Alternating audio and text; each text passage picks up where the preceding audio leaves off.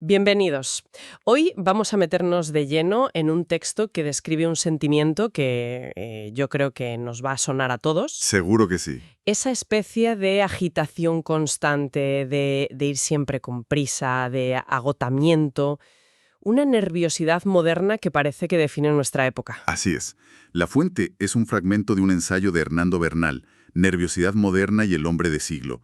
Y lo interesante es que, casi todo el análisis recae en las palabras de un neurólogo alemán, un tal W. Erb.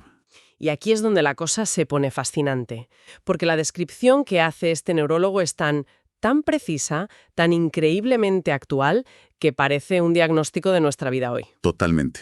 Pero el giro es que el texto no es de este siglo, ni del final del pasado. Fue escrito a principios del siglo XX. Así que, nuestra misión hoy es desgranar este diagnóstico de hace más de 100 años y tratar de entender por qué resuena con tanta fuerza. Esa es la pregunta del millón, claro. Estamos simplemente reviviendo los mismos problemas con otra tecnología, como si solo cambiara el decorado de la misma obra de teatro. O si hay algo distinto ahora, a pesar de las similitudes. Exacto. Pues vamos a ello. Según Erb, ¿de dónde sale toda esta ansiedad? A mí lo que más me choca es que no le echa la culpa al individuo. No es que seamos más débiles o, más quejicas. No, para nada. Apunta directamente a una idea mucho más grande, el progreso. Exacto. Y esa es la gran paradoja que pone sobre la mesa desde el principio. Hay una cita que es, clave. Dice algo así como: las extraordinarias conquistas de la edad moderna, los descubrimientos e invenciones, no se han alcanzado sino mediante una enorme labor intelectual. O sea que lo que nos está diciendo es que cada paso adelante nos cuesta una cantidad brutal de energía mental. No es gratis. Para nada. Claro.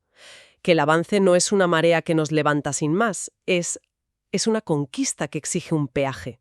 Y no solo para inventar cosas, sino para mantener el sistema funcionando. El texto habla de algo como la conservación del terreno conquistado contra la competencia cada vez mayor. Eso es. Suena agotador, ¿verdad? Es que es una carrera sin fin. Y es una idea que rompe con esa visión un poco utópica de que la tecnología nos iba a llevar a una vida de ocio, de contemplación. Erb, hace más de un siglo, ya intuyó que el progreso, en un entorno competitivo, no alivia la carga mental. La redefine y a menudo la intensifica. Te obliga a un esfuerzo constante no para avanzar, sino para no quedarte atrás. Justo. Es la rueda de hámster perfecta, impulsada por el propio motor del avance. Entiendo. O sea que no es el progreso en sí, sino el progreso metido en una coctelera con la competencia. Y claro, esa carrera se acelera con las herramientas que el propio progreso crea. Hermith describe un mundo que de repente empieza a moverse mucho más rápido. Ese es el siguiente pilar de su argumento, sí, el impacto directo de la tecnología en el ritmo de la vida. Y de nuevo, la cita es para enmarcarla. Dice: el extraordinario incremento del comercio y las redes de telégrafos y teléfonos que envuelven el mundo han modificado totalmente el ritmo de la vida. Todo es prisa y agitación. Es que es increíble. Cambias telégrafos y teléfonos por Internet y smartphones y la frase, podría ser el titular de un artículo de hoy. Totalmente. La sensación de que la tecnología comprime el tiempo y nos obliga a estar en alerta permanente, pues no es para nada un invento nuestro. No, desde luego que no. Pero ojo, aquí creo que hay un matiz importante. A ver. La similitud es evidente, sí, pero la escala lo cambia todo. Un telegrama era un evento disruptivo, vale, pero era puntual. Era una interrupción en un estado general de no interrupción. Claro, no recibías 300 telegramas al día. ¿No tenías un grupo de WhatsApp familiar mandando telegramas a todas horas? Exactamente. Hoy la disrupción es el estado por defecto. No es un evento, es un flujo constante. Son miles de pequeños telegramas al día. Notificaciones, correos, mensajes. Ya. La estructura del problema es la misma. La tecnología rompe las barreras del tiempo y el espacio, pero la intensidad y la omnipresencia son, órdenes de magnitud mayores. Hemos pasado de la interrupción a la inmersión total en la agitación. Esa es la idea. Esa es una buena matización. Y me lleva a un detalle del texto que me ha dejado helada por lo certero que es. Dice Erb que hasta los viajes de recreo exigen un esfuerzo al sistema nervioso. Incluso el descanso se convierte en trabajo. Sí. Me siento totalmente identificada. A veces vuelvo de un viaje de una semana y siento que necesito otra semana para recuperarme del propio viaje. Es que es una observación brillante por su parte, porque detecta cómo esa mentalidad de la eficiencia, de la agitación, lo coloniza todo. Absolutamente todo. El ocio deja de ser un fin en sí mismo para convertirse en otra área de rendimiento. La tiranía del hay que aprovechar. Totalmente. Tienes que ver todos los monumentos, ir a los restaurantes con mejores reseñas, hacer la foto perfecta para Instagram. El descanso se convierte en una lista de tareas. Totalmente. Y eso es justo lo que describe. Un sistema nervioso que ya no sabe cómo desconectar. Porque, incluso en los momentos de supuesto descanso, sigue operando con la misma lógica de productividad. El ocio se convierte en una forma de consumo performativo. Exacto. Vale, entiendo. Así que estamos más acelerados, más cansados. Incluso en nuestro tiempo libre. Pero esto tiene que tener un coste, ¿no? No se puede vivir así sin que te cambie por dentro. Habla de cómo afectó esto a la mentalidad de la gente. Sí, y ese es su tercer gran punto. Pasa del análisis tecnológico al psicológico y social. Observa un cambio de mentalidad profundo. Menciona, por ejemplo, el crecimiento de las necesidades individuales y el ansia de goces. Una sociedad más individualista y, ¿Hedonista? podríamos decirlo así, sí, y lo conecta con algo muy interesante. Habla de un lujo inaudito que se extiende a capas sociales que antes estaban excluidas. Que a primera vista suena bien, suena a progreso. ¿Dónde está el problema según él? El problema no está en el acceso en sí, sino en las consecuencias psicológicas de ese nuevo horizonte. Por un lado, es un motor social, sin duda, pero Erb señala la cara B, un aumento de la irreligiosidad, el descontento y la ambición. O sea, que pasamos de una mentalidad más de «esto es lo que me ha tocado vivir» a una de «esto es lo que podría conseguir». Y claro, la presión que eso traslada al individuo es brutal. Claro. Si el techo se ha roto, el cielo es el límite, pero si no llegas, el fracaso se siente mucho más personal. Has dado en el clavo. Lo que Erb está describiendo, sin usar esas palabras, es el nacimiento de la sociedad de consumo moderna. Una sociedad que se basa en la insatisfacción perpetua como motor. Claro. Si siempre hay un nuevo producto, un nuevo estatus, una nueva experiencia que desear, el estado natural del individuo es el descontento. La ambición es la gasolina del sistema, pero también la fuente de una ansiedad constante. Ya no te comparas con tu vecino, te comparas con un ideal inalcanzable. Y ahí se cierra el círculo vicioso. El progreso crea nuevas tecnologías, estas nos agotan, esa vida nos presenta un escaparate infinito de deseos y esa ambición insatisfecha nos genera una ansiedad que nos empuja a buscar más. ¿Cómo se lidia con eso? La reacción lógica sería buscar la calma, ¿no? Pues, tu intuición es buena, pero no. Su análisis aquí es especialmente oscuro, y es probablemente el punto más potente de todo el texto. A ver, la reacción no es la calma, es la huida hacia adelante. Cito directamente. Los nervios agotados buscan fuerzas en excitantes cada vez más fuertes, en placeres intensamente especiados, fatigándose aún más en ellos.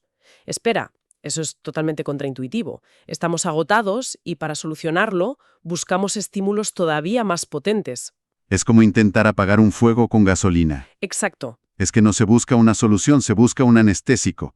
No buscamos calma porque la calma nos obligaría a enfrentarnos a nuestro propio agotamiento. Buscamos un estímulo que sea lo suficientemente fuerte como para eclipsar momentáneamente esa sensación de fatiga. En lugar de apagar el ruido, subimos el volumen de otra cosa. Justo. Y eso sí que lo vemos todos los días. El maratón de una serie hasta las tantas, el scroll infinito por vídeos cortos y adictivos. No es desconectar, es sustituir un tipo de agitación por otra. Y Erb da un paso más. Conecta esta necesidad de estímulos fuertes con la cultura y el arte de su tiempo. Es un análisis cultural tremendo para un neurólogo. ¿Qué dice? Dice que la literatura de la época se empieza a ocupar de problemas sospechosos, que hacen fermentar todas las pasiones y fomentar sensualidad. Y es aún más duro con las artes plásticas.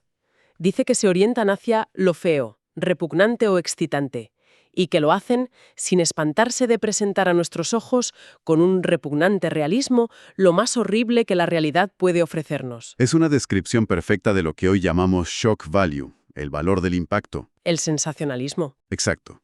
Cuando la atención es un recurso escaso y los sistemas nerviosos están sobreestimulados, solo lo más extremo, lo más polémico, consigue traspasar esa barrera de apatía. Hoy lo tenemos multiplicado por 1.000 millones en los titulares clickbait, en los contenidos virales. Entonces, el ciclo completo es este.